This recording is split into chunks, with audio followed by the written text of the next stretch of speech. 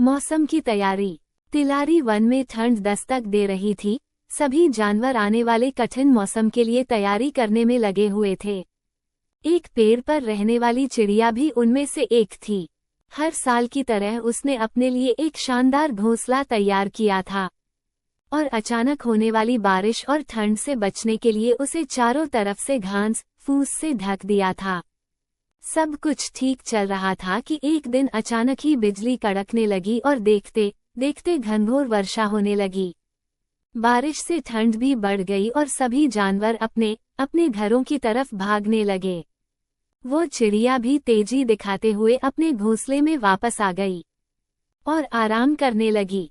उसे आए अभी कुछ ही वक्त बीता था कि एक बंदर खुद को बचाने के लिए पेड़ के नीचे आ पहुंचा। चिड़िया ने बंदर को देखते ही कहा, तुम इतने होशियार बने फिरते हो, तो भला ऐसे मौसम से बचने के लिए घर क्यों नहीं बनाया?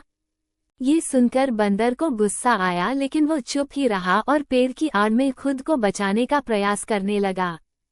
थोड़ी देर शांत रहने के बाद चिड़िया फिर बोली, पूरी गर्मी इधर उधर आलस में बिता दी, अच्छा होता अपने लिए एक घर बना लेते।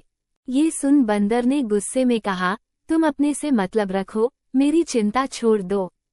थोड़ी ही देर में हवाएं भी तेज चलने लगी और अब बारिश रुकने का नाम नहीं ले रही थी। बेचारा बंदर ठंड से कांप रहा था और खुद को ढकने की भरसक कोशिश कर रहा था, पर चिड़िया ने तो मानो उसे छेड़ने की कसम खा रखी थी। वो फिर बोली, काश कि तुमने थोड़ी अकल दिखाई होती तो आज ये हालत नहीं होती। कम से कम अब घर बनाना सीख लें। इतना सुनते ही बंदर गुस्से से तुरंत ही पेड़ पर चढ़ने लग और बोला, भले मैं घर बनाना नहीं जानता, लेकिन मुझे तोड़ना अच्छे से आता है। और ये कहते हुए उसने चिड़िया का घोंसला तहस नहस कर दिया। अब चिड़िया भी बंदर की तरह बेघर हो चुकी थी और ठंड से कांप रही थी। सीख।